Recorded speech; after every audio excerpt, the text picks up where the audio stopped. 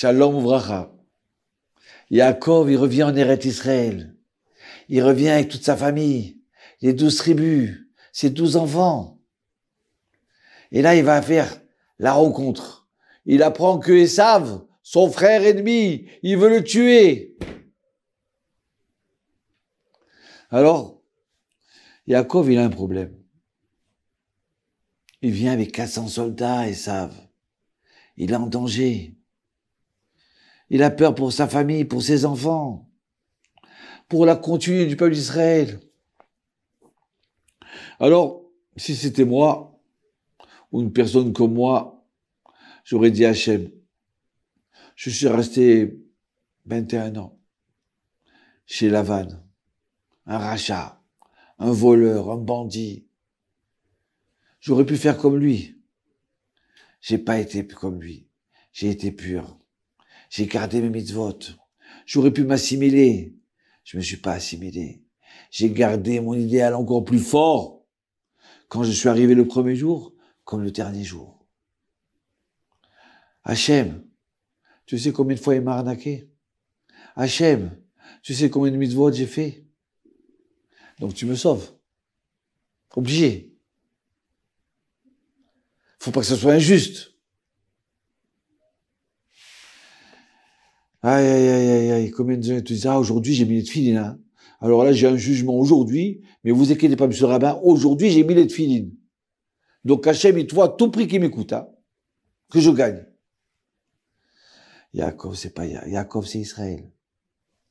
Yaakov, il vient et dit, Katonti mikol hachasidim. Déjà, comme on a dit souvent, on est devant un souci, on est devant un problème. Au lieu de s'énerver, au lieu de s'écrouler, tourne-toi vers celui qui a toutes les clés du monde.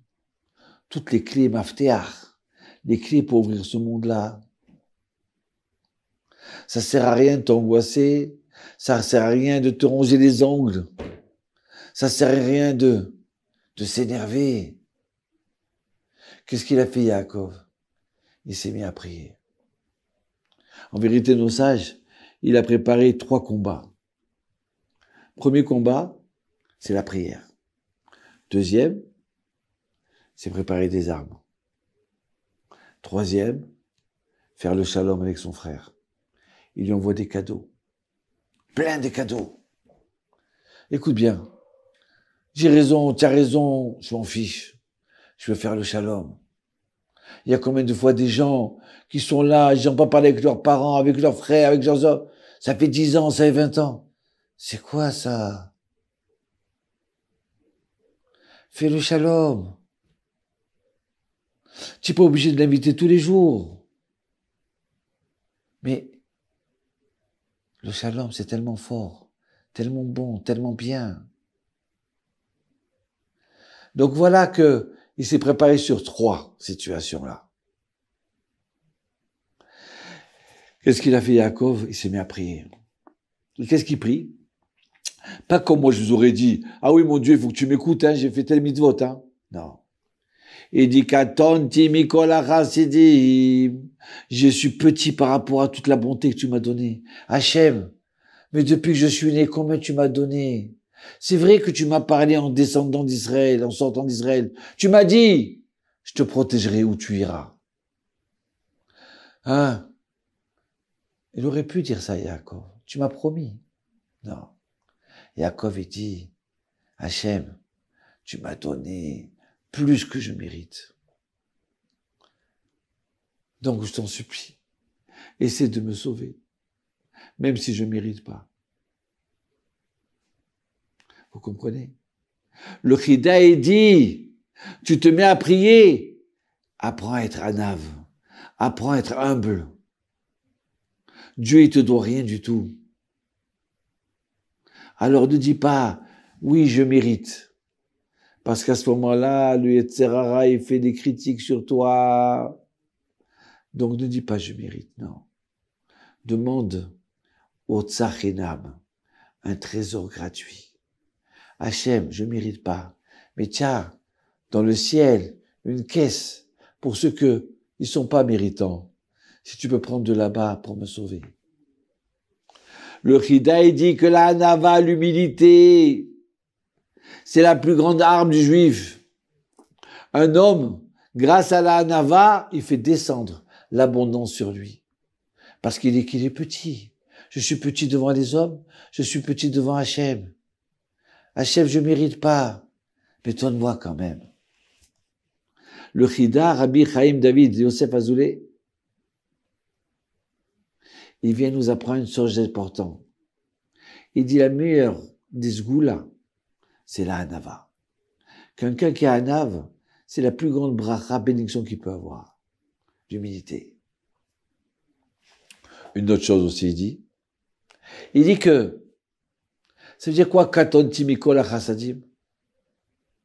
Il dit que c'est bien que chaque fois que quelqu'un a un problème, ou quelqu'un qui a une joie, bar mitzvah, mariage, brit mila, ou chas v'shalom, que tu nous empêches un souci, c'est bien de donner tzedaka. C'est bien de donner tzedaka. Quand tu donnes tzedaka, ça fait descendre, ça fait casser la justice au-dessus de toi. Ça fait descendre la bonté sur toi, la miséricorde. Il faut pas qu'il y ait de justice, de dinim sur toi. Donc il dit le Chida, donne tzedaka. C'est important. À un tel point que la tzedaka, nos sages, ils nous disent, même de la mort, ça peut nous sauver. Donc encore plus des soucis qu'on a. Et la tzedaka, il faut donner notre tzedaka à la Torah. Parce que si le peuple d'Israël aujourd'hui, il existe, et qui ne s'est pas assimilé, c'est grâce à ceux qui ont gardé la Torah, qui nous influencent à ça. Et si jamais vous avez un pauvre qui n'a pas de quoi manger, donnez-lui à manger. Voilà.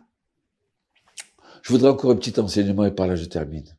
Alors on a dit que chaque fois qu'il y a un souci ou une joie, on donne tzedaka. Deuxième chose, gagner Esav. Alors il faut savoir être humble. Parce que Esav, il représente l'orgueil. Voilà. Il a dit j'ai tout. Tu as tout, ouais. Qu'est-ce qu'il fait Yaakov? Il divise le camp d'Israël en deux. Pourquoi? Il a dit comme ça, si jamais il m'attaque à moi, ce camp-là, alors il y a un autre camp qui va être sauvé. Donc il dit, c'est dommage que Esav, il va attaquer un camp où on est tous ensemble, il va tous nous tuer. Vous savez,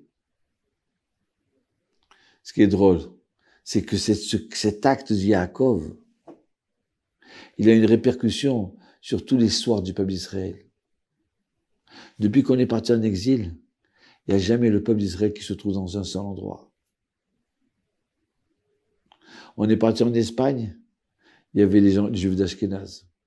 Ils ont voulu détruire les Juifs d'Espagnol, on s'est sauvé en Hollande, en Ashkénaz, en Allemagne, en Russie, en Italie. Ils ont voulu détruire les Juifs d'Europe en 1939. Il restait les Juifs d'Amérique, les Juifs d'Israël. Il y a toujours un deuxième camp pour pouvoir se sauver. Ou alors pour être sauvé. L'acte de Yaakov, ça a été un acte qui a été une influence sur toute l'histoire d'Israël. Voilà. Donc, bracha vatzara. Et on vous souhaite un bon Shabbat. Batzara.